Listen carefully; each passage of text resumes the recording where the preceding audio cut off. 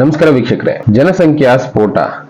ಜನಸಂಖ್ಯೆ ಜಾಸ್ತಿ ಆದಷ್ಟು ಮನುಷ್ಯನ ಕೊನೆ ಅನ್ನೋದು ಮುಟ್ಟುತ್ತೆ ಅಂತ ಹಿಂದಿನ ಕಾಲದಲ್ಲಿ ಹೇಳ್ತಾ ಇದ್ರು. ಈಗ ಕಾಲಜ್ಞಾನಗಳು ಅದೇ ಹೇಳ್ತಾ ಇರೋದು. ಯಾವತ್ತು ಜನಸಂಖ್ಯೆ ಅತಿಯಾಗಿ ಮಿತಿ ಮೀರುತ್ತೋ ಅವತ್ತು ಜನರ ಕೊನೆಯ ಕ್ಷಣಗಳನ್ನ ಎಣಿಸ್ಬೇಕು ಅಂತ.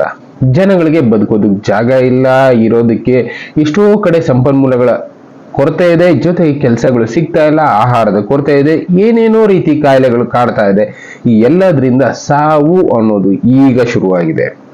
ಈ ರೀತಿ ನಡೀಬಹುದು ಅಂತ ಲೆಕ್ಕಾಚಾರ ಮಾಡಿದ್ದ ಕೆಲವಷ್ಟು ಜನ ಸೈಂಟಿಸ್ಟ್ಗಳು ಇದ್ರು, ಕಾಲಜ್ಞಾನಿಗಳು ಇದ್ರು. ಅದರಲ್ಲಿ ಒಬ್ರು ಸೈಂಟಿಸ್ಟ್ ಜಾನ್ ಬಿ ಕಲನ್ ಅನ್ನೋರು 1972 ನಲ್ಲಿ ಒಂದು ಎಕ್ಸ್ಪೆರಿಮೆಂಟ್ ಮಾಡಿದ್ರು ಇಲಿಗಳ ಮೇಲೆ. ಇಲಿಗಳು ಮನುಷ್ಯರ ರೀತಿನೇ ಬದುಕುತ್ತೆ, ಅದಕ್ಕೋಸ್ಕರನೇ ಈ ಇಲಿಗಳನ್ನ ಇಟ್ಕೊಂಡು ಅವ್ರ ಎಕ್ಸ್ಪೆರಿಮೆಂಟ್ ಸುಮಾರು 4.25 ವರ್ಷ, ಹತ್ತತ್ರ 5 ವರ್ಷ ಈ ಎಕ್ಸ್ಪೆರಿಮೆಂಟ್ ಮಾಡಿದ್ರು. ಅದರಲ್ಲಿ ಅವ್ರಿಗಾದ ಅನುಭವಗಳು ಜಗತ್ತನ್ನೇ ಗಾಬರಿ ಪಡಿಸ್ತು. 4 ವರ್ಷದಲ್ಲಿ ಅವ್ರು ಕಂಡುಕೊಂಡಿದ್ದೇನು ಅಂದ್ರೆ, ಅತಿಯಾಗಿ ಮಿತಿಮೀರಿದ ಜನಸಂಖ್ಯೆಯಿಂದ ಆ ಇಲಿಗಳ ಅಳಿವು ಅನ್ನೋದು ಶುರುವಾಯಿತು. ಕೊನೆಗೆ ಒಂದೂ ಇಲ್ಲದಾಗೆ ಅಳಿವಿನಂಚಿಗೆ ಇಲಿಗಳು ತಲುಪಬೇಕು. ಅದೇ ರೀತಿ ಮನುಷ್ಯನು ಕೂಡ ಅತಿಯಾದ ಜನಸಂಖ್ಯೆಯಿಂದ ಅವನ ಕೊನೆನ ಅವನೇ ಕಂಡುಕೊಳ್ತಾನೆ ಅನ್ನೋದಕ್ಕೆ ಮನುಷ್ಯನು ಕಾರಣ ಆಗ್ತಾನೆ ಅಂತಾನೆ ಈ ಥಿಯರಿ ಹೇಳುತ್ತೆ. ಆ ಥಿಯರಿನೇ ಯೂನಿವರ್ಸ್ 25. 1972ರಲ್ಲಿ ಜಾನ್ ಬಿ ಕಲನ್ ಅವರು ಶುರು ಮಾಡಿದ ಈ ಎಕ್ಸ್ಪೆರಿಮೆಂಟ್ ಇಲಿಗಳನ್ನ ಇಟ್ಕೊಂಡು ಶುರು ಮಾಡಿದ್ರು. ಅದರಲ್ಲಿ ಅವರು 4 ಪೇರ್ ಇಲಿಗಳನ್ನ, ಅಂದ್ರೆ 4 ಸೆಟ್ ಗಂಡು ಹೆಣ್ಣು ಇಲಿಗಳನ್ನ ಒಂದು ಬೋನ್ ನಲ್ಲಿ ಸ್ವಚ್ಛಂದವಾಗಿ ಬದುಕೋದಕ್ಕೆ ಏನೇನ್ ವ್ಯವಸ್ಥೆ ಬೇಕು ಅಂತ ವ್ಯವಸ್ಥೆಗಳನ್ನೆಲ್ಲ ಮಾಡ್ತಾ ಹೋದ್ರು. ಅದಕ್ಕೆ ಅವರು ನಾನ್ ಡಿಸೀಸ್ ಅಂದ್ರೆ ಕಾಯಿಲೆಗಳೇ ಬರದೇ ಇರುವಂತ ಇಲಿಗಳನ್ನ ತರಿಸಿ ಒಂದು ಲ್ಯಾಬೊರೇಟರಿನಲ್ಲಿ ಅವುಗಳಿಗೆ ಅಂತಾನೆ ಒಂದು ರೂಮ್ ಅನ್ನ ಮಾಡಿ, ಆ ರೂಮ್ ನಲ್ಲಿ ಉಳ್ಕೊಳ್ಳೋದಕ್ಕೆ ವ್ಯವಸ್ಥೆ ಮಾಡಿ, ಆ ಇಲಿಗಳಿಗೆ ಆಹಾರ, ಗಾಳಿ, ನೀರು ಎಲ್ಲಾ ಸಿಗೋದಕ್ಕೆ ಏನೇನ್ ವ್ಯವಸ್ಥೆಗಳು ಬೇಕೋ ಅಂತ ವ್ಯವಸ್ಥೆಗಳನ್ನ ಮಾಡ್ತಾ ಬಂದ್ರು. ಅಲ್ಲಿ ಇವರು ಸೈಂಟಿಸ್ಟ್ ಪ್ರಯೋಗ ಮಾಡಬೇಕು ಅನ್ಕೊಂಡಿದ್ದು ಇಲಿಗಳ ಲೈಫ್ ಸ್ಪ್ಯಾನ್ ಏನಾದ್ರೂ ಇನ್ಕ್ರೀಸ್ ಆಗುತ್ತಾ, ಅಂದ್ರೆ ಅವುಗಳ ಆಯಸ್ಸು ಏನಾದ್ರೂ ಜಾಸ್ತಿ ಆಗುತ್ತಾ. ಎಂತಕ್ಕೆ ಅಂದ್ರೆ ನಾರ್ಮಲ್ ಆಗಿ ಅವುಗಳಿಗೆ ಆಹಾರ ಅನ್ನೋದು ಕಡಿಮೆ ಸಿಗ್ತಾ ಇರುತ್ತೆ, ಆರೋಗ್ಯ ಇಲ್ಲದೆ ಇರೋ ಆಹಾರಗಳು ಸಿಗುತ್ತೆ. ಅವುಗಳ ಫೆಸಿಲಿಟಿಗಳನ್ನ ಮಾಡಿಕೊಟ್ರೆ ಅವುಗಳ ಆಯಸ್ಸು ಜಾಸ್ತಿ ಆಗುತ್ತಾ.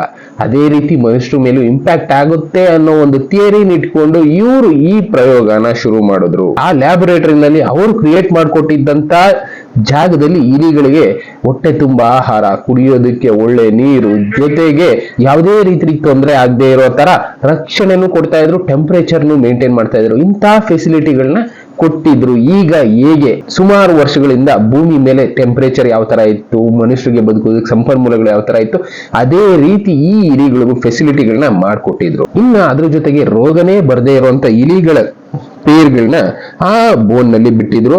ಆ ಇಲಿಗಳು ಆ ಬೋನ್ ನಲ್ಲಿ ಅಡ್ಜಸ್ಟ್ ಆಗೋದಕ್ಕೆ ಸುಮಾರು ದಿನಗಳನ್ನ ತಗೊಂಡ್ವು. ಅದಾದ ಮೇಲೆ ಇಲಿಗಳು ಒಟ್ಟಿಗೆ ಇರೋದಕ್ಕೆ ಶುರು ಮಾಡೋದು, ಸಂತಾನೋತ್ಪತ್ತಿ ಅನ್ನೋದು ಶುರು ಆಯ್ತು. ಎವ್ರಿ 55 ಡೇಸ್ಗೆ ಅಂದ್ರೆ 55 ದಿನಗಳಿಗೆ ಒಂದು ಸಲ ಆ ಇಲಿಗಳ ಸಂಖ್ಯೆ ಡಬಲ್ ಆಗ್ತಾ ಹೋಗ್ತು. ಇದೇ ರೀತಿ ಇಲಿಗಳ ಸಂಖ್ಯೆ ಜಾಸ್ತಿ ಆಗ್ತಾ ಹೋಯ್ತು ದಿನೇ ದಿನೇ. ಆ ಜಾಗನ ಅವರು ಯೂನಿವರ್ಸ್ 25 ಅಂತ ಕರೆದ್ರು. ಅಂದ್ರೆ ಈಗ ನಮ್ಗೆ ಹೇಗೆ ಭೂಮಿ ಇದೆಯೋ ಅದೇ ರೀತಿ ಇಲಿಗಳು ಇದ್ದಂತ ಆ ಜಾಗನ ಯೂನಿವರ್ಸ್ 25 ಅಂತ ಕರೆದ್ರು. ಆ ಜಾಗದಲ್ಲಿ ಇಲಿಗಳಿಗೆ ಬೇಕಾದಂತ ಎಲ್ಲಾ ವ್ಯವಸ್ಥೆಗಳು ಇದ್ದಿದ್ರಿಂದ ಇಲಿಗಳ ಸಂತಾನೋತ್ಪತ್ತಿ ಜಾಸ್ತಿ ಆಯ್ತಾ ಹೋಯ್ತು. ಸುಮಾರು 315 ದಿನಕ್ಕೆ ಇಲಿಗಳ ಸಂಖ್ಯೆ 600ಕ್ಕೆ ಹೋಗಿತ್ತು. 8 ಇಲಿಗಳಿದ್ದದ್ದು 600 ಇಲಿಗಳಿಗೆ ಹೆಚ್ಚಿಗೆ ಆಗಿತ್ತು. ಅಂದ್ರೆ ಒಂದು ವರ್ಷದಲ್ಲಿ ಇಲಿಗಳ ಸಂಖ್ಯೆ ಇಷ್ಟು ಪಟ್ಟು ಜಾಸ್ತಿ ಆಗಿತ್ತು ಅನ್ನೋದನ್ನ ಇಲ್ಲಿ ಸೈಂಟಿಸ್ಟ್ ಸ್ಟಡಿ ಮಾಡ್ತಾ ಇದ್ರು. ಇನ್ನ ಅಷ್ಟು ಇಲಿಗಳು ಆದ ಮೇಲೆ ತೊಂದರೆಗಳು ಅನ್ನೋದು ಶುರುವಾಯಿತು. ಈಗ ಹೇಗೆ ಮನುಷ್ಯರುಗಳಲ್ಲಿ ಒಡೆದಾಟಗಳು, ಆಸೆಗಳು ಅನ್ನೋದು ಶುರುವಾಗುತ್ತೋ ಅದೇ ರೀತಿ ಇಲಿಗಳಲ್ಲೂ ಆ ತೊಂದರೆ ಅನ್ನೋದು ಶುರುವಾಯಿತು. ಇಲಿಗಳಲ್ಲೂ ಕೂಡ ಆಹಾರದ ಕೊರತೆ ಅನ್ನೋದು ಜಾಸ್ತಿ ಆಯ್ತಾ ಹೋಯ್ತು. ಇಲಿಗಳಲ್ಲಿ ಆಹಾರ ಇದ್ರೂನು ಅವು ಒಂದಕ್ಕೊಂದು ಕಿತ್ಕೊಂಡು ತಿನ್ನೋದಕ್ಕೆ ಶುರು ಮಾಡೋದು. ಈಗ ಮನುಷ್ಯರಲ್ಲಿ ಎಷ್ಟೇ ಸಂಪತ್ತಿದ್ರು ಇನ್ನ ಕಿತ್ಕೊಂಡು ತಿನ್ಬೇಕು ಅನ್ನೋ ಆಸೆ ಯಾವ ರೀತಿ ಇರುತ್ತೋ ಆ ರೀತಿ ಇಲಿಗಳಲ್ಲಿ ಆಸೆಗಳು ಅನ್ನೋದಕ್ಕೆ ಶುರು ಆಯ್ತು ಆ ಯೂನಿವರ್ಸ್ ಅಲ್ಲಿ. ಇನ್ನ ಇಲಿಗಳ ಥಿಯರಿನ ತುಂಬಾನೇ ಜನ ಸೈಂಟಿಸ್ಟ್ಗಳು ಮತ್ತೆ ಅವರ ಜೊತೆ ಸೇರಿ ಸ್ಟಡಿ ಮಾಡೋದಕ್ಕೆ ಶುರು ಮಾಡಿದ್ರು. ಇದೇ ರೀತಿ ಮನುಷ್ಯರಿಗೂ ಆಗ್ಬಹುದಲ್ವಾ ಅನ್ನೋ ಒಂದು ಲೆಕ್ಕಾಚಾರದ ಮೇಲೆ ಈ ಥಿಯರಿ ರನ್ ಆಗ್ತಾನೆ ಇತ್ತು. ಅದಾದ್ಮೇಲೆ ಇಲಿಗಳಲ್ಲೇ ಗುಂಪುಗಾರಿಕೆ ಅನ್ನೋದು ಶುರು ಆಯ್ತು. ಅಲ್ಲಲ್ಲೇ ನಮ್ಮಲ್ಲಿ ಯಾವ ರೀತಿ ಗುಂಪುಗಾರಿಕೆ, ದೇಶಗಳನ್ನ ಕಟ್ಕೊಳ್ತೀವಿ, ಧರ್ಮಗಳನ್ನ ಕಟ್ಕೊಳ್ತೀವಿ, ಹೊಡೆದಾಡ್ತೀವಲ್ಲ, ಅದೇ ರೀತಿ ಇಲಿ ಇಲಿಗಳಲ್ಲೂ ಗುಂಪುಗಾರಿಕೆ ಅಂತ ಶುರುವಾಗಿ ಅವುಗಳೇ ಗುಂಪುಗಳಾಗಿ ಒಡೆದಾಡೋದಕ್ಕೆ ಶುರು ಮಾಡಿದ್ವು. ಅಲ್ಲೂ ಕೂಡ ಸುಂದರವಾದ ಇಲಿಗಳಿದ್ವು. ಈಗ ಹೇಗೆ ಭೂಮಿ ಮೇಲೆ ಇದೆಯೋ ಅದೇ ರೀತಿ ಅವುಗಳ ಸಂತಾನೋತ್ಪತ್ತಿ ಅನ್ನೋದು ಜಾಸ್ತಿ ಆಗ್ತಾ ಹೋಯ್ತು. ಆದ್ರೆ ಕೆಲವಷ್ಟು ಇಲಿಗಳಿಗೆ ಆಗ್ಲೇ ಜೀವನದಲ್ಲಿ ಜಿಗುಪ್ಸೆ ಅನ್ನೋದು ಅಲ್ಲಿ ಬಂದು ಕಾಡ್ತಾ ಇತ್ತು. ಕಾರಣ ನಾನು ಮೊದಲೇ ಹೇಳಿದಾಗೆ ಇಲಿಗಳಲ್ಲೇ ಗುಂಪುಗಳು ಅನ್ನೋದು ಶುರು ಆಯ್ತಾ ಹೋಯ್ತು. ಅವುಗಳಲ್ಲೇ ಒಡೆದಾಟಗಳು ಶುರು ಆಯ್ತಾ ಹೋಯ್ತು. ಕೆಲವಷ್ಟು ಒಡೆದಾಟದಲ್ಲಿ ಗೆದ್ರೆ ಇನ್ನ ಕೆಲವಷ್ಟು ಒಡೆದಾಟದಲ್ಲಿ ಸೋತು ಜೀವನದಲ್ಲಿ ಜಿಗುಪ್ಸೆ ಅನ್ನೋದು ಅವುಗಳಲ್ಲೂ ಜಾಸ್ತಿ ಆಗ್ತಾ ಹೋಯ್ತು. ಈಗ ಮನುಷ್ಯ ಯಾವ ರೀತಿ ಜೀವನದಲ್ಲಿ ಜಿಗುಪ್ಸೆಯಿಂದ ಬದುಕ್ತಾ ಇರ್ತಾನೋ ಅದೇ ರೀತಿ ಇಲಿಗಳಲ್ಲಿ ಶುರು ಆಯ್ತಾ ಹೋಯ್ತು. ಇನ್ನ ಅದ್ರ ಜೊತೆಗೆ 560 ದಿನಕ್ಕೆ ಸುಮಾರು 2200 ಇಲಿಗಳು ಅಲ್ಲಾಗಿದ್ವು. ಅಂದ್ರೆ ಮೊದಲನೇ ದಿನ ಜಸ್ಟ್ 8 ಇಲಿಗಳಿದ್ವು. 315 ದಿನಕ್ಕೆ ಅದು 600 ಇಲಿಗಳಾಗಿದ್ವು. ಇನ್ನ 560 ದಿನಗಳಾದ ಮೇಲೆ 2200 ಇಲಿಗಳು ಆ ಲ್ಯಾಬೊರೇಟರಿನಲ್ಲಿದ್ವು. ಅದರಲ್ಲಿ ನೆಕ್ಸ್ಟ್ ಸಂತಾನೋತ್ಪತ್ತಿ ಶುರು ಆದ್ರೂ ಕೂಡ ಕೆಲವಷ್ಟು ಇಲಿಗಳು ಬದುಕೋದಕ್ಕಾಗದೆ ಸಾಯ್ತಾ ಇದ್ವು. ಆಹಾರದ ಕೊರತೆ ಆಗಿರ್ಬೋದು, ಕಾಯಿಲೆಗಳಿಂದ ಇಲಿಗಳು ಸಾಯೋದಕ್ಕೆ ಶುರು ಆಯ್ತು. ಅದಾದ ಮೇಲೆ ಇಲಿಗಳಲ್ಲಿ ಅವರು ಕಂಡುಕೊಂಡಿದ್ದೇನೆಂದ್ರೆ ಇಲಿಗಳಲ್ಲಿ ಸಂತಾನೋತ್ಪತ್ತಿ ಶಕ್ತಿ ಅನ್ನೋದು ಕಡಿಮೆ ಆಯ್ತಾ ಬಂತು ದಿನೇ ದಿನೇ. ಮೊದಲು ಇದ್ದಂತ ಇಲಿಗಳು ಸುಮಾರು 560 ದಿನದಲ್ಲಿ 2200 ಇಲಿಗಳನ್ನು ಸಂತಾನೋತ್ಪತ್ತಿಯಿಂದ ಬೆಳೆಸಿದ್ವು. ಅದಾದ ಮೇಲೆ ಇಲಿಗಳ ಸಂತಾನೋತ್ಪತ್ತಿ ಕಡಿಮೆ ಆಯ್ತಾ ಬಂತು. ಜಿಗುಪ್ಸೆ ಅನ್ನೋದು ಹೇಗೆ ಮನುಷ್ಯರಲ್ಲಿ ಕಾಡುತ್ತೋ ಅದೇ ರೀತಿ ಇಲಿಗಳಲ್ಲಿ ಕಾಡೋದಕ್ಕೆ ಶುರು ಆಯ್ತು. ಇದರಿಂದನೇ ಅವುಗಳ ರೇಟು ಕಡಿಮೆ ಆಯ್ತಾ ಬಂತು. 2200 ಇಲಿಗಳಿದ್ರೂ ಕೂಡ ಸಂತಾನೋತ್ಪತ್ತಿ ರೇಟು ರೈಸ್ ಆಗ್ಲಿಲ್ಲ. ಈಗ ಹೇಗೆ ಮನುಷ್ಯರಿಗೆ ನಮಗ್ ಗೊತ್ತಿರೋ ಹಾಗೆ ಸುಮಾರು ಒಂದು 50 ವರ್ಷ 100 ವರ್ಷ ಹಿಂದೆ ಹೋದ್ರೆ ಏನಿಲ್ಲ ಅಂದ್ರೂ 10-12 ಜನ ಮಕ್ಕಳು ತನಕ ನೋಡಿದ್ದಾರೆ. ಆದ್ರೆ ಈಗ 1-2 ಕೂಡ ಆಗ್ತಾ ಇಲ್ಲ. ಇದು ಮನುಷ್ಯರಿಗೆ ಟ್ಯಾಲಿ ಆಯ್ತಾ ಹೋಯ್ತು. ಅದನ್ನೇ ಅವರು ಸ್ಟಡಿ ಮಾಡಬೇಕು ಅಂತ ಇದ್ದಿದ್ದು. ಹೇಗೆ ಇಲಿಗಳು 8ರಿಂದ 2200ಕ್ಕೆ ಜಸ್ಟ್ 560 ದಿನದಲ್ಲಿ ರೀಚ್ ಆದ್ವು.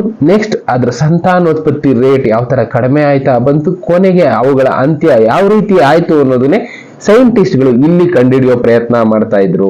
ಅದಾದ ಮೇಲೆ ಸೈಂಟಿಸ್ಟ್ಗಳು ಅಬ್ಸರ್ವ್ ಮಾಡ್ತಾನೆ ಬಂದ್ರು. ಅಲ್ಲಿಂದ 920 ದಿನಕ್ಕೆ ಅಂದ್ರೆ ಇಲಿಗಳ ಬೋನ್ ನಲ್ಲಿ ಹಾಕಿ ಲ್ಯಾಬೊರೇಟರಿನಲ್ಲಿ ಅವುಗಳನ್ನ ಬೆಳೆಸೋದಕ್ಕೆ ಶುರು ಮಾಡಿದ 920 ದಿನಕ್ಕೆ ಕೊನೆ ಇಲಿ ಅನ್ನೋದು ಸತ್ತೋಯ್ತು. ಸುಮಾರು 4 ವರ್ಷ ಹತ್ತತ್ರ ಅವರು ಕಾಯ್ಕೊಂಡು ಮಾಡಿದಂತ ಎಕ್ಸ್ಪೆರಿಮೆಂಟ್ ಅವತ್ತು ಅವರಿಗೆ ಫಲ ಏನು ಅಂತ ಕೊಡ್ತು. ಅಂದ್ರೆ ಮನುಷ್ಯನಲ್ಲೂ ಕೂಡ ಇದೇ ರೀತಿ ಆಗೋದು. ಜನಸಂಖ್ಯೆ ಡಬಲ್ ಆಗ್ತಾ ಹೋಗ್ತಾ ಇರುತ್ತೆ. ಕೊನೆಗೆ ಅತಿಯಾದ ಜನಸಂಖ್ಯೆಯಿಂದ ಈ ರೀತಿ ಮನುಷ್ಯನ ಕುಲಕ್ಕೂ ಕೂಡ ಕಂಟಕಗಳು ಉಂಟಾಗಬಹುದು ಅನ್ನೋದನ್ನ ಸೈಂಟಿಸ್ಟ್ ಗಳು ಕಂಡುಕೊಂಡ್ರು. ಅದರಲ್ಲೂ ಈ ಇಲಿಗಳ ಎಕ್ಸ್ಪೆರಿಮೆಂಟ್ ಯೂನಿವರ್ಸ್ 25 ಅನ್ನೋದು ಎಲ್ಲಾ ಸೈಂಟಿಸ್ಟ್ ಗಳ ತಲೆನಲ್ಲೂ ಉಳ್ಕೊಳ್ತು. ಇಲಿಗಳ ಸಂಖ್ಯೆ ಹೇಗೆ ರೈಸ್ ಆಗಿ ಮತ್ತೆ ಕೊನೆಗೆ ಹೇಗೆ 0 ತನಕ ಬಂದು ನಿಂತ್ಕೊಳ್ತು ಅನ್ನೋದನ್ನ ಸೈಂಟಿಸ್ಟ್ ಗಳು ನೋಡಿ ಅವತ್ತಿನಿಂದ ಮನುಷ್ಯರ ಜನಸಂಖ್ಯೆನ ಕಡಿಮೆ ಮಾಡೋ ಪ್ರಯತ್ನನ ಮಾಡ್ತಾನೆ ಇದ್ದಾರೆ. ಆದ್ರೂ ಕೂಡ ನಮ್ಮ ಭೂಮಿ ಮೇಲೆ ಜನಸಂಖ್ಯೆ ಅನ್ನೋದು ಮಿತಿ ಮೀರಿ ಹೋಗ್ತಾ ಇದೆ. ಇದರಲ್ಲೂ ಈಗ ಗುಂಪುಗಾರಿಕೆ ನೋಡ್ತಾ ಇದ್ದೀವಿ ಇಲಿಗಳಲ್ಲಿ ನೋಡ್ದಂಗೆ. ಅದ್ರ ಜೊತೆ ಬೇರೆ ಬೇರೆ ರೀತಿ ಇಲಿಗಳಲ್ಲಿ ಯಾವ ರೀತಿ ತೊಂದರೆಗಳು ಕಾಡ್ತಾ ಇದ್ವು ಅದೇ ರೀತಿ ಮನುಷ್ಯರಲ್ಲೂ ಕೂಡ ಜಿಗುಪ್ಸೆ ಅನ್ನೋದು ಕಾಡ್ತಾ ಇದೆ. ಸಂತಾನೋತ್ಪತ್ತಿ ತೊಂದರೆ ಅನ್ನೋದು ಕಾಡ್ತಾ ಇದೆ. ಈ ತರ ಎಲ್ಲಾ ತೊಂದರೆಗಳಿಂದ ಕೊನೆಗೆ ಒಂದಲ್ಲ ಒಂದು ದಿನ ಮನುಷ್ಯರ ಸಂತತಿ ಕೂಡ ಇದೇ ರೀತಿ ಡೌನ್ ಆಗ್ತಾ ಹೋಗುತ್ತೆ ಅನ್ನೋದನ್ನ ಸೈಂಟಿಸ್ಟ್ ಗಳಲ್ಲಿ ಅಬ್ಸರ್ವ್ ಮಾಡಿದ್ರು. ಇಲ್ಲಿ ಸೈಂಟಿಸ್ಟ್ ಗಳು ಅರ್ಥ ಮಾಡ್ಕೊಂಡಿದ್ದು 2 ರೀತಿ ಇಲಿಗಳ ಸಾವು ಅನ್ನೋದು ಶುರು ಆಯ್ತು. ಒಂದು, ಜೀವನದಲ್ಲಿ ಎಲ್ಲಾ ಸಿಕ್ತು ಅವುಗಳಿಗೆ ತಿಂದ್ವು, ಆದ್ರೆ ಕೆಲವಷ್ಟು ಜಿಗುಪ್ಸೆಯಿಂದ ಸತ್ವು. ಇನ್ನ ಕೆಲವಷ್ಟು ಆಹಾರದ ಕೊರತೆ ಹೇಳಿದ್ನಲ್ಲ ಅವುಗಳ ಮಧ್ಯೆನೇ ಜಗಳ ಅನ್ನೋದು ಶುರು ಆಯ್ತು. ಆಹಾರದ ಕೊರತೆಯಿಂದ ಕೂಡ ಫಿಸಿಕಲ್ ಆಗಿ ಅವುಗಳ ದೇಹನ ಮೇಂಟೈನ್ ಮಾಡೋದು ಆಗದೆ ಇಲಿಗಳು ಸಾಯೋದಕ್ಕೆ ಶುರುವಾದವು. ಈ ರೀತಿ ತೊಂದರೆಗಳು ಇಲಿಗಳಲ್ಲಿ ಕಂಡಿತ್ತು. ಇಲ್ಲಿ ಸೈಂಟಿಸ್ಟ್ಗಳು 1940 ಇಂದ ಈ ಎಕ್ಸ್ಪೆರಿಮೆಂಟ್ ಗಳನ್ನ ಮಾಡ್ಕೊಂಡೇ ಬಂದಿದ್ರು. ಕೊನೆಗೆ 1972ರಲ್ಲಿ ಅವ್ರು ಮಾಡಿದಂತ ಎಕ್ಸ್ಪೆರಿಮೆಂಟ್ ಇಂದ ಅವ್ರಿಗೆ ಗೊತ್ತಾಗಿದ್ದು ಏನಂದ್ರೆ ಇಲಿಗಳಲ್ಲಾಗ್ಲಿ ಮನುಷ್ಯರಲ್ಲಾಗ್ಲಿ ಓವರ್ ಪಾಪ್ಯುಲೇಷನ್ ಅನ್ನೋದು ಯಾವ ರೀತಿ ಇಂಪ್ಯಾಕ್ಟ್ ಅನ್ನೋದನ್ನ ಕ್ರಿಯೇಟ್ ಮಾಡುತ್ತೆ ಅನ್ನೋದನ್ನ ಇವ್ರು ಕಂಡ್ಕೊಂಡ್ರು. ಅದರಲ್ಲೂ ಕೂಡ ಮೇನ್ ಆಗಿ ವೈಲೆನ್ಸ್ ಅನ್ನೋದು ಜಾಸ್ತಿ ಆಗುತ್ತೆ ಇಲಿಗಳ ಮಧ್ಯದಲ್ಲಿ. ಹೈಪರ್ ಸೆಕ್ಷುವಲ್ ಆಕ್ಟಿವಿಟಿ ಅನ್ನೋದು ಜಾಸ್ತಿ ಆಗ್ತಾ ಹೋಗುತ್ತೆ. ಸೆಲ್ಫ್ ಡಿಸ್ಟ್ರಕ್ಷನ್ ಅಂದ್ರೆ ಬೇಜಾರ್ನಲ್ಲಿ ಜಿಗುಪ್ಸೆಯಿಂದ ಆತ್ಮಹತ್ಯೆ ಮಾಡ್ಕೊಳ್ಳೋದಕ್ಕೆ ಶುರು ಮಾಡಿದ್ವು ಇಲಿಗಳು. ಇನ್ನ ಬೈಸೆಕ್ಷುವಲ್ ಅಂದ್ರೆ ಈಗ ನಾವು ಹೇಗೆ ಹುಡುಗ ಮದ್ವೆ ಆಗ್ತಾ ಇರೋದನ್ನ, ಹುಡುಗಿ ಮದ್ವೆ ಆಗ್ತಾ ಇರೋದು ನೋಡ್ತಾ ಇದೀವೋ, ಅದೇ ರೀತಿ ಇಲಿಗಳಲ್ಲೂ ಕೂಡ ಆಗಿನ ಕಾಲದ ಎಕ್ಸ್ಪೆರಿಮೆಂಟ್ ಅಲ್ಲಿ ಸೈಂಟಿಸ್ಟ್ ಗಳು ನೋಡಿದ್ರು. ಇಂಥದ್ದೆಲ್ಲ ಈಗ ಮನುಷ್ಯರು ಅನುಭವಿಸ್ತಾ ಇದ್ದಾರೆ. ಓವರ್ ಪಾಪ್ಯುಲೇಷನ್ ಆ ಇಲಿಗಳ ಅಂತ್ಯಕ್ಕೆ ಕಾರಣ ಆಯ್ತು. ಅದೇ ರೀತಿ ಈಗ ಭೂಮಿ ಮೇಲೆ ಓವರ್ ಪಾಪ್ಯುಲೇಷನ್ ಅನ್ನೋದು ಮನುಷ್ಯರಲ್ಲಿ ಇಂಥದ್ದನ್ನೆಲ್ಲ ಕ್ರಿಯೇಟ್ ಮಾಡ್ತಾ ಇದೆ. ವೈಲೆನ್ಸ್ ಆಗ್ಬಹುದು, ಸೆಲ್ಫ್ ಡಿಸ್ಟ್ರಕ್ಷನ್ ಆಗ್ಬಹುದು, ಬೇರೆ ಬೇರೆ ರೀತಿ ಇಲಿಗಳಲ್ಲಿ ಯಾವ ರೀತಿ ತೊಂದರೆಗಳು ಕಾಡಿ ಅವುಗಳು ಸತ್ವೋ ಅದೇ ರೀತಿ ತೊಂದರೆಗಳು ಈಗ ಮನುಷ್ಯನಲ್ಲಿ ಕಾಡೋದಕ್ಕೆ ಶುರುವಾಗಿದೆ. ಇದು ಮನುಷ್ಯ ಕುಲಕ್ಕೆ ಅಂತ್ಯ ಆಗಬಹುದು ಅನ್ನೋದು ಈ ಥಿಯರಿ ಪ್ರೂವ್ ಮಾಡಿತು ಯೂನಿವರ್ಸ್ 25. ಅದರಲ್ಲಿ ಸೈಂಟಿಸ್ಟ್ ಗಳಿಗೆ ಗೊತ್ತಾಗಿದ್ದು, ನಾವು ಎಷ್ಟೇ ಅಡ್ವಾನ್ಸ್ ಟೆಕ್ನಾಲಜಿ ಆಗ್ಬಹುದು, ಏನೇನೋ ಕಂಡುಹಿಡ್ಕೊಂಡಿರ್ಬೋದು, ಆದ್ರೆ ಓವರ್ ಪಾಪ್ಯುಲೇಷನ್ ಅನ್ನೋದು ಕೊನೆಗೆ ಕರ್ಕೊಂಡೋಗಿ ನಿಲ್ಲಿಸುವಂತ ಜಾಗ ಬಂದು ವೈಲೆನ್ಸ್ ಮತ್ತೆ ಡಿಸ್ಟ್ರಕ್ಷನ್ ಈ ಎರಡಕ್ಕೆ ನಿಂತ್ಕೊಳ್ಳೋದು. ಕಾರಣ ಆಹಾರದ ಕೊರತೆ ಆಗ್ಬೋದು, ಇಲ್ಲ ಸಂಪನ್ಮೂಲಗಳ ಕೊರತೆ ಆಗ್ಬೋದು, ಭೂಮಿ ಕೊರತೆ, ದುಡ್ಡಿನ ಕೊರತೆ, ಯಾವ್ದಾದ್ರು ರೀಸನ್ಗಳಿರ್ಬೋದು. ಬಟ್ ಕೊನೆಗೆ ನಿಂತ್ಕೊಳ್ಳುವಂತ ಜಾಗ ಬಂದು ಮನುಷ್ಯರು ಹೊಡೆದಾಡ್ಕೊಂಡು ಸಾಯೋದೇ ಕೊನೆಗೆ ಅಂತ್ಯ ಅನ್ನೋದನ್ನ ಸೈಂಟಿಸ್ಟ್ಗಳು ಕಂಡುಕೊಂಡ್ರು. ಅದೇ ಈಗ ನಾವು ನೋಡ್ತಾ ಇರುವಂತ ಯುದ್ಧಗಳು, ಹೋರಾಟಗಳು, ಹೊಡೆದಾಟಗಳು ಇದೆಲ್ಲ ಕೂಡ ಸೈಂಟಿಸ್ಟ್ಗಳು ಆಗ್ಲೇ ಕಂಡಿಡ್ಕೊಂಡಿದ್ದು ಯೂನಿವರ್ಸ್ 25 ಥಿಯರಿನಲ್ಲಿ. ಆಗಿಂದಲೇ ಸೈಂಟಿಸ್ಟ್ಗಳು ಅದಕ್ಕೆ ಜಗತ್ತಿಗೆ ಹೇಳೋದಕ್ಕೆ ಶುರು ಮಾಡಿದ್ರು, ಪ್ರೊಡಕ್ಷನ್ ನ ಕಡಿಮೆ ಮಾಡಿ, ಪಾಪ್ಯುಲೇಷನ್ ನ ಕಡಿಮೆ ಮಾಡಿ. ಅದಕ್ಕೆ ಅಂತ ಎಷ್ಟೊಂದು ವೆರೈಟೀಸ್ ಮೆಡಿಸಿನ್ಗಳನ್ನ ಕಂಡುಕೊಂಡ್ರು ಪಾಪ್ಯುಲೇಷನ್ ಕಡಿಮೆ ಮಾಡೋದಕ್ಕೆ ಅಂತಾನೆ. ಆದ್ರೂ ಕೂಡ ದೇಶಗಳು ಪೈಪೋಟಿಗೆ ಬಿದ್ದು ಪಾಪ್ಯುಲೇಷನ್ಗಳನ್ನ ಜಾಸ್ತಿ ಮಾಡ್ಕೊಂಡು ಬಂದ್ವು. ಅದ್ರ ಜೊತೆಗೆ ಧರ್ಮಗಳ ಪೈಪೋಟಿಯಿಂದ ಪಾಪ್ಯುಲೇಷನ್ ಜಾಸ್ತಿ ಆಯ್ತಾ ಹೋಯ್ತು. ಈಗ ಮನುಷ್ಯನ ಪಾಪ್ಯುಲೇಷನ್ ಭೂಮಿ ಮೇಲೆ ಅತಿಯಾಗಿ ಮಿತಿ ಮೀರ್ತಾ ಇರೋದ್ರಿಂದ ಪ್ರಕೃತಿನೂ ಆಟ ಆಡುತ್ತೆ, ಜೊತೆಗೆ ಮನುಷ್ಯ ಇಲ್ಲದೆ ಇರೋ ಕಾಯಿಲೆಗಳನ್ನ ತಂದುಕೊಂಡು ಇಲಿಗಳಲ್ಲಿ ಯಾವ ರೀತಿ ತೊಂದರೆಗಳು ಉಂಟಾಗಿದ್ವು ಅದೇ ರೀತಿ ಮನುಷ್ಯನ ಅಂತ್ಯನೂ ಆಗಬಹುದು ಅನ್ನೋದೇ ಈ ಯೂನಿವರ್ಸ್ 25 ಥಿಯರಿ ಹೇಳ್ತಾ ಇರೋದು. ಕೊನೆಗೆ ಸೈಂಟಿಸ್ಟ್ಗಳು ಜಗತ್ತಿಗೆ ಹೇಳಿದ್ದು, ಆದಷ್ಟು ಪಾಪ್ಯುಲೇಷನ್ ನ ಕಡಿಮೆ ಮಾಡ್ಕೊಳ್ಳಿ, ಆಗ ಸಂಪನ್ಮೂಲಗಳು ನಮ್ಗೆ ಬೇಕಾದಷ್ಟು ಸಿಗುತ್ತೆ, ಯಥೇಚ್ಛವಾಗಿರೋದ್ರಿಂದ ನೆಮ್ಮದಿಯಾಗಿ ಬದುಕಬಹುದು. ಪಾಪ್ಯುಲೇಷನ್ ಜಾಸ್ತಿ ಆಗಿದ್ದ ದಿನ ಮನುಷ್ಯನಿಗೆ ಸಂಪನ್ಮೂಲಗಳ ಕೊರತೆ ಅನ್ನೋದು ಕಾಡುತ್ತೆ. ಆಗ ಮನುಷ್ಯರು ಹೊಡೆದಾಡೋದಕ್ಕೆ ಶುರು ಮಾಡ್ತಾರೆ, ಅವರ ಅಂತ್ಯವನ್ನ ಅವರೇ ಕಂಡ್ಕೊಳ್ತಾರೆ ಅನ್ನೋದನ್ನ ಸೈಂಟಿಸ್ಟು ಜಗತ್ತಿಗೆ ತಿಳಿಸಿದ್ರು. ಆದ್ರೂ ಕೂಡ ನಮ್ಮ ಜನ ಇನ್ನ ಕೂಡ ಬುದ್ಧಿ ಕಲ್ತಿಲ್ಲ. ಕೊನೆಗೆ ಅಂತ್ಯದ ದಿನಗಳು ಬಂದಾಗ ಬುದ್ಧಿ ಕಲಿಯೋ ಟೈಮ್ ಬರುತ್ತೇನೋ ಅನ್ನೋದೇ ಸೈಂಟಿಸ್ಟ್ಗಳ ಲೆಕ್ಕಾಚಾರ. ಇದು ಯೂನಿವರ್ಸ್ 25 ಥಿಯರಿ ನಮಗ್ ತಿಳಿಸಿರುವಂತದ್ದು. ಇಂಥದ್ದೇ ಎಷ್ಟೋ ವಿಷಯಗಳಿದೆ, ನಾವು ತಿಳ್ಕೊಬೇಕಾಗಿರೋ ಎಷ್ಟೋ ಥಿಯರಿಗಳು ಇನ್ನ ಹೊರಗೆ ಉಳ್ಕೊಂಡಿದೆ. ಅಂತ ವಿಷಯಗಳನ್ನ ನಮಗೂ ಕೂಡ ಎಷ್ಟೋ ಜನ ಕಳಿಸ್ತಾ ಇರ್ತಾರೆ. ಅಂತ ವಿಷಯಗಳನ್ನ ಮತ್ತೆ ನಿಮ್ ಜೊತೆ ಡಿಸ್ಕಸ್ ಮಾಡ್ತಾ ಇರ್ತೀನಿ. ಥ್ಯಾಂಕ್ ಯು, ಮತ್ತೆ ಸಿಗ್ತೀನಿ. Good bye.